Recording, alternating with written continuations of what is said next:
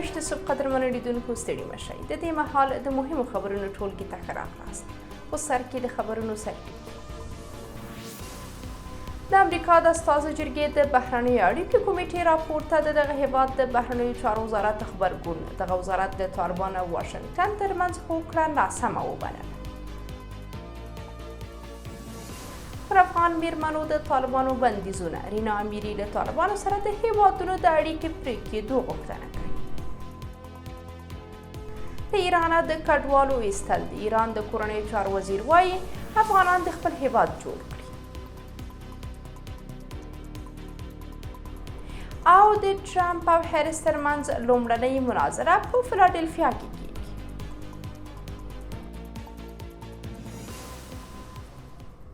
بشپړ خبرونه. د امریکا د بهرنیو چارو وزارت د دوحې تړون چې څو کاله مخکې د امریکا د پخواني ولسمشر ډونالډ ټرمپ د حکومت او طالبانو ترمنځ لاسلیک شوی و ناسم بللی دی. نوموړي وزارت د دوشنبې شپه په یو بیان کې له افغانستانه د امریکا د نامسؤلانه وتلو په هکله د امریکا د استازو جرګې د بهرنیو اړیکو کمیټې د راپور په خپرېدو په غبرګون کې لیکلي چې دغه تړون د افغانانو ترمنځ د مذاکراتو له لارې د جګړې د پای ته رسونې لپاره د واشنګټن هڅې ګډوډې کړي دي.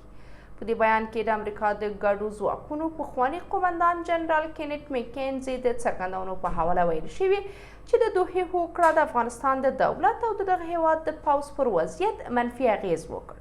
د امریکا د بهرنیو چارو وزارت څرګنده کړې چې د دوحې له هوکړې وروسته د بایدن دولت د پخوا په پرتله له ځواکمنو او قوي طالبانو سره مخامخ شوی و.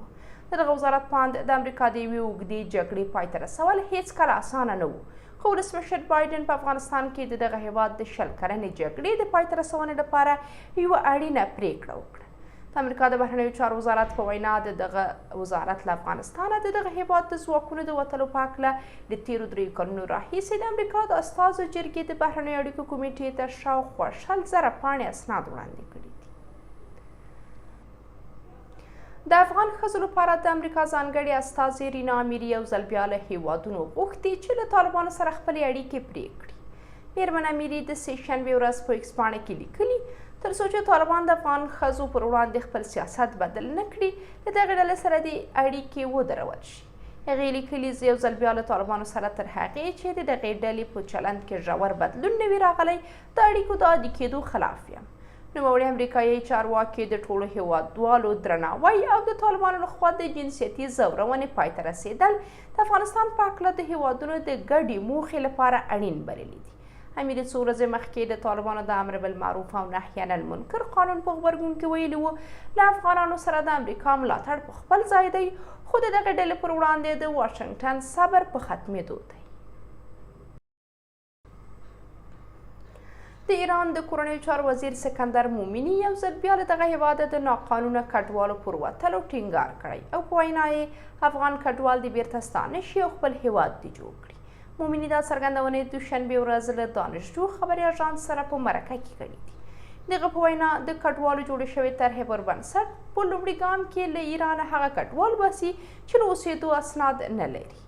نوموړي ایراني چارواکي ویلي چې روان وضعیت تهران ته د زغملو نه دی. ایران د کورنیو چارو وزیر څرګنده کړي په ایران کې له میشتو افغانانو څخه غوښتنه کیږي چې خپل هیواد ته ستانه شي او جوړ یې کړي. سکندر ټینګار کړی چې د ایران شرایط نور کډوالو ته د منلو اجازه نه ورکوي.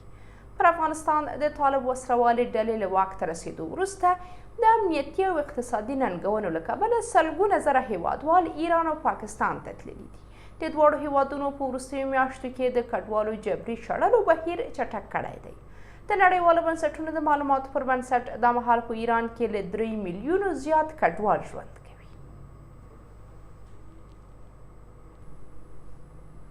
د بهرنیو رسنیو د راپورونو پر بنسټ د امریکا د پنسلوانیا ایالت په فیلادلفیا ښار کې د جمهوریت غوښتونکي ګوند د پخواني ولسمشر ډونالډ ټرمپ او د ډیموکراټ ګوند د اوسني ولسمشر مرستیالې کاملا هیرس ترمنځ لومړنۍ ټلویزیوني مناظرې ته چمتووالی نیول کیږي.